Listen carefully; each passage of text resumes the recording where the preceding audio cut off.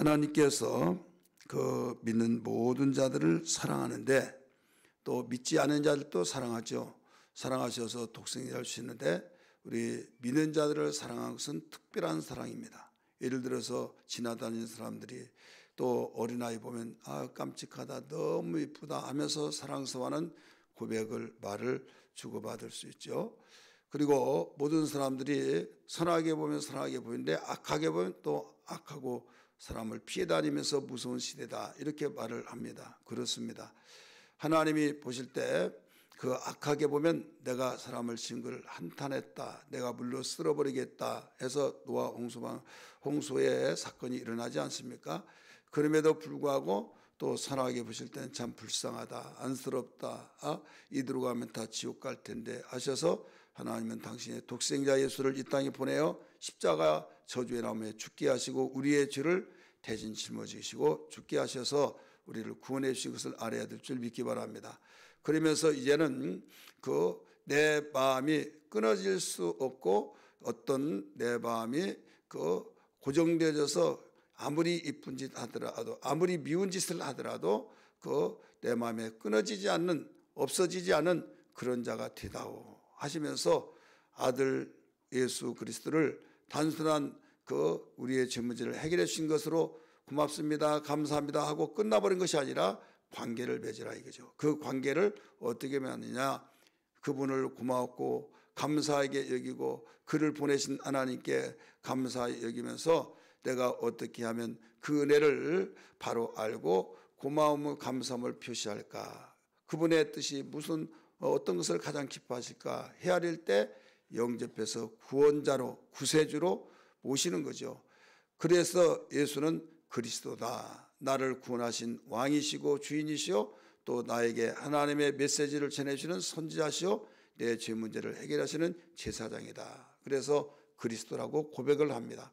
이런 사람을 다른 말로 말하면 하나님의 자녀다, 거듭났다, 영생을 얻었다, 생명을 얻었다 하면서 거기에 이제 완벽하게 흔들리지 않도록 성령을 또 주셔서 마지막 선물을 성령을 주셔서 도장을 땅 찍어버립니다. 찍으면서 너는 영원한 내 것이다 보증을 하셔요. 그래서 이 사람은 그 지옥 갈래 지옥 갈 수가 없습니다. 성령 받기 전까지는 그 뒤집어졌다, 엎어졌다, 그럴 때 끝까지 견딘 자가 구원을 얻으리라, 이런 말씀들을 비출 때 생명책에서 내가 이름을 지워버리겠다, 지우지 않겠다, 지우지 않겠다고 한 사람은 어떤 사람이에요?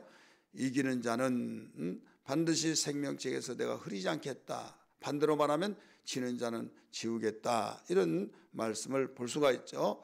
그래서 우리에게 이런 사람을 어떤 사람이냐, 하나님의 자녀가 되기 때문에 미흡더라도 내 자식이고 미흡더라도 어떻게 하느냐, 자식인데 자식이 일 부모 있냐, 이런 말이 있잖아요. 그래서 이 자녀와 관계를 맺었기 때문에, 자녀라는 그 관계를 맺었기 때문에 끊을 수가 없다 이거죠.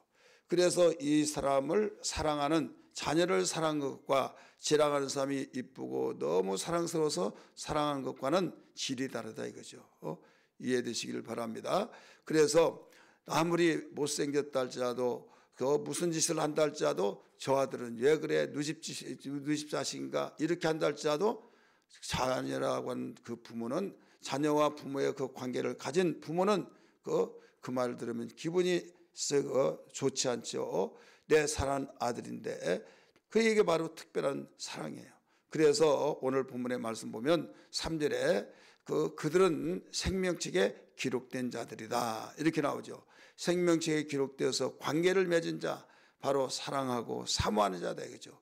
여러분, 많은 사람이 지나다닐 때 사랑스러운 사람이 있지만은 사모하지는 않잖아요. 지나가면 잃어버리잖아요. 그러나 내 아들이, 내 딸이 어디 갔을 때 잘 있나 하다가 나중에 너무 보고 싶을 때는 너무 눈물이 글썽글썽 나오면서 언제 오나, 빨리 보고 싶다, 이게 바로 사모한 마음이에요. 그래서 오늘 제목이 사랑하고 사모하는 자들에게, 이런 말씀을 우리 1절에서 주신 거예요. 1절 말씀 보면 그러므로 나의 사랑하고 뭐라고 그랬어요? 사모하는 형제들. 여기서 부연 설명합니다. 나의 사랑하고 사모하는 형제들인데 나의 기쁨이요 면류관인 사랑하는 자들아 이렇게 나오죠. 기쁨이요 면류관이라고 그랬어요. 면류관. 그래서 그 사랑하는데 그 누구든지 나도 사랑해. 그러면 그것을 수식어로 더 그 어떤 형용사로 이 기품이에요. 면류관이라. 그렇기 때문에 누가 뭐라고 할지라도 내 사랑하고 내가 사모한 자는 바로 나의 기품이다. 나의 면류관이다. 그런데 기품의 면류관, 정말 사랑스러운 자, 정말 사모하는 자, 이가 그 녹슬지 않기를 원하고 있다 이게요.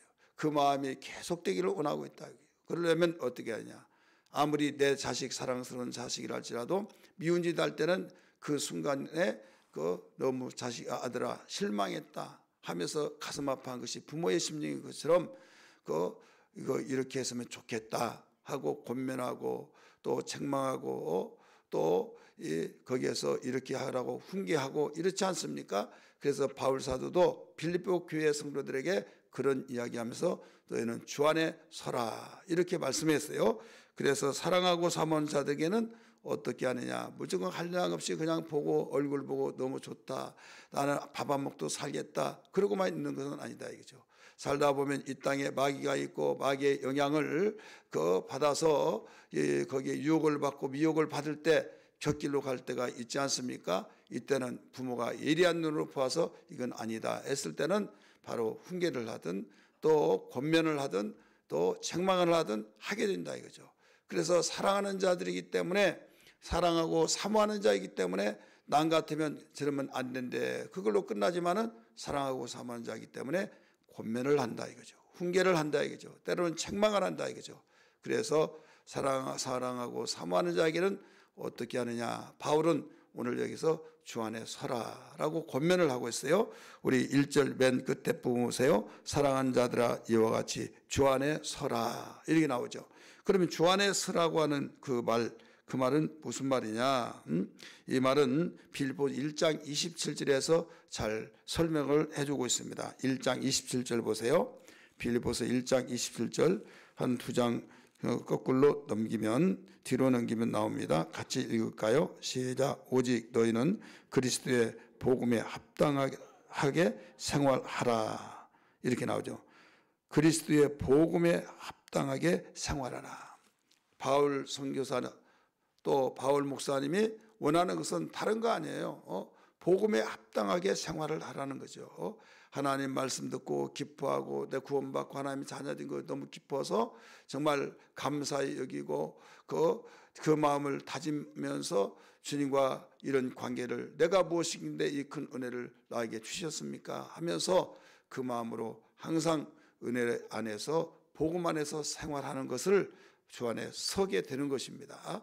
그래서 말씀 안에 서가는 삶, 말씀 안에서 빗나가고 곁길로 가는 것이 아니라 말씀 안에서도 자유롭게 살아라.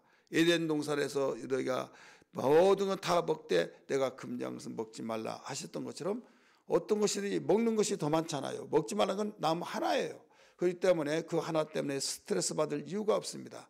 하나는 다 먹고 다른 건 다 먹지 말라 그러면 여러분 스트레스 받지 않겠습니까? 하나님은 이런 좋으신 하나님이에요. 예를 들어서 일에 되는 날 엿새 동안은 내게 다 바치고 하루만을 너희를 위해서 써라. 그런다면 스트레스 받겠어요? 안 받겠어요? 받겠죠. 그런데 여기에서 가르쳐 주기를 일에 되는 날 중에서 일주일 동안에서 하루를 내게 드리고 엿새 동안은 힘써 일하라 그렇게 됐잖아요. 여러분 우리에게 수입을 허락해 주시고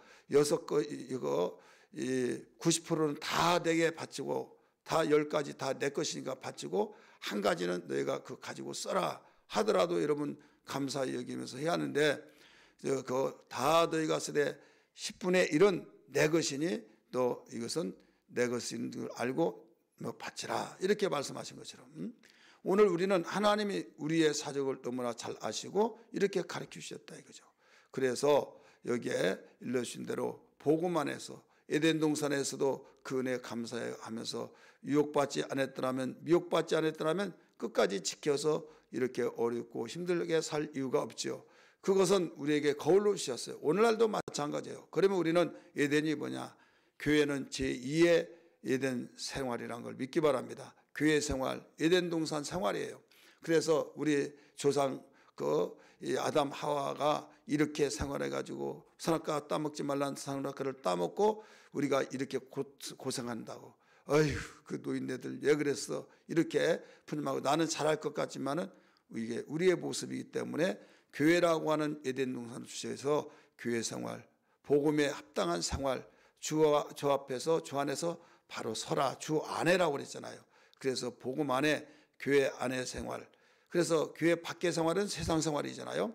세상 생활에 교회로 밀려와서 바로 초토화를 시켜버려서 교회가 세속화가 되어버리면 다 끝나는 거예요. 그러나 세상은 세상에 대해 빛이라고 했던 것처럼 예수님 중심에서 교회가 이루어지잖아요.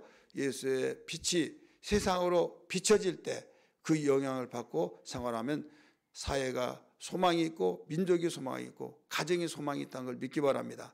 그래서 주 안에 서라, 이 말은 어마어마한 깊은 내용이 있고 넓은 우리의 측면에서 설명해 주고 있습니다. 여러분, 교회가 건강하고 주의를 열심히 한다 할지라도 또 때로는 그 생각이 각각 다를 수가 있어요, 없어요? 있죠. 그렇기 때문에 교파들이 생겼어요.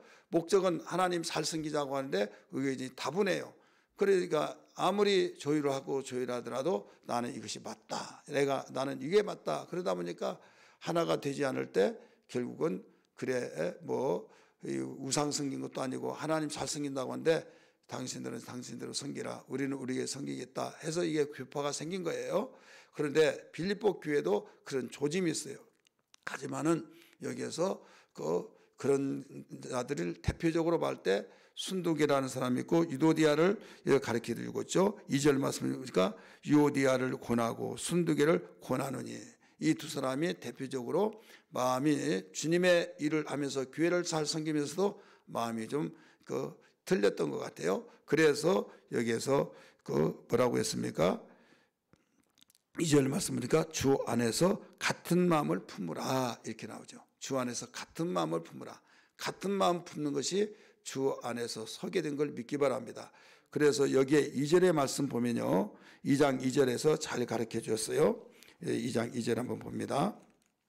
2장 2절 시작. 마음을 같이하여 같은 사랑을 가지고 뜻을 합하면 한 마음을 품어.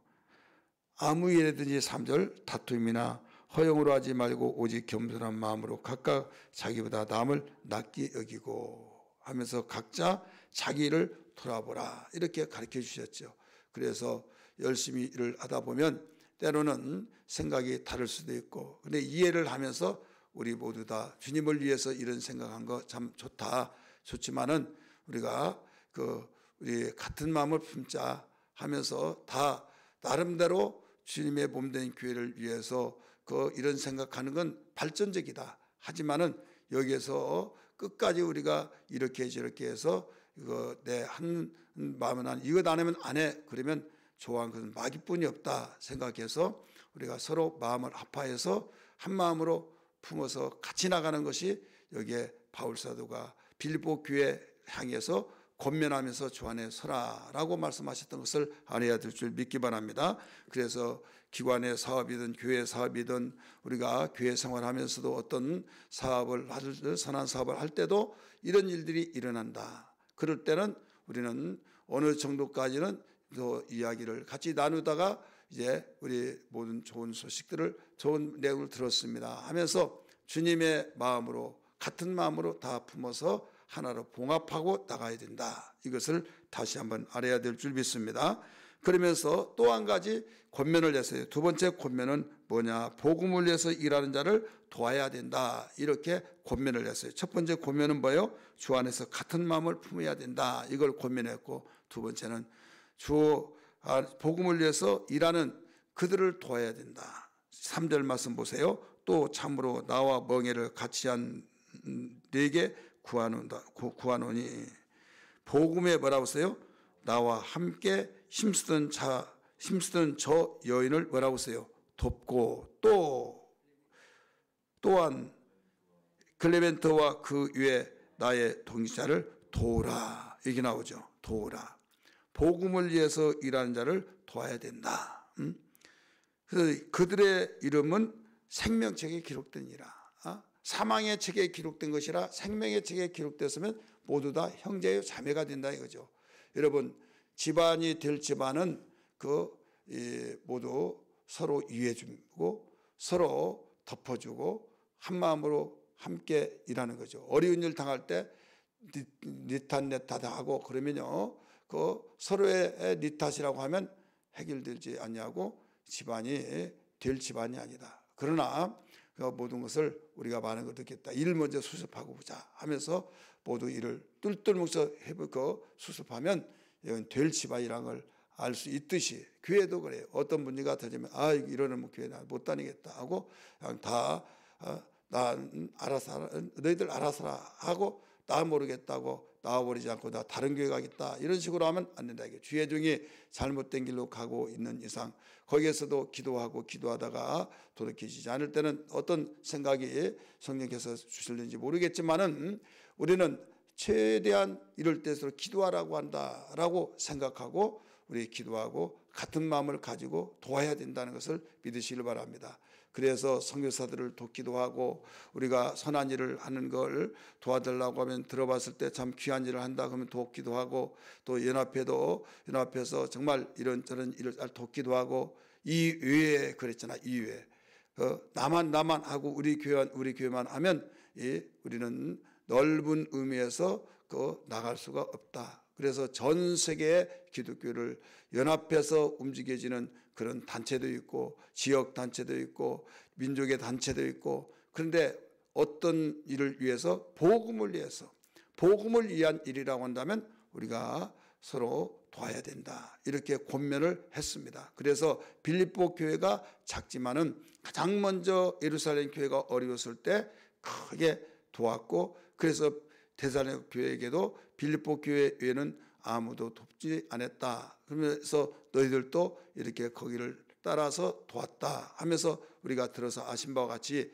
우리는 이런 돕는 일이 있어야 될 줄 믿습니다. 그래서 김종현 선교사 아들 인수 어려운 일을 있을 때 기도로 지금 돕지 않습니까? 제가 기도하면서 어떤 일이 생각나는가 하면 도울 때 어떻게 도울까 우리 기도하고 또 우리 밥은 다 먹잖아요. 다 먹는데 한 끼를 먹지 않고 금식하고 그 금식하는 그 금식미를 드리는 것처럼 우리가 하나님께 이 금식 헌금을 통해서 함께 도우면 좋겠다 이런 마음이 감동이 되더라고요. 그래서 이번 주에 이 광고를 좀 내려고 합니다. 여러분, 우리는 이런 돕는다고 하는 것은 하나님이 기뻐하시고 권면하고 있다는 사실을 기억하면서 오늘 이 말씀 붙들고 기도하는 아침 되기를 주의 이름으로 축원합니다. 할렐루야.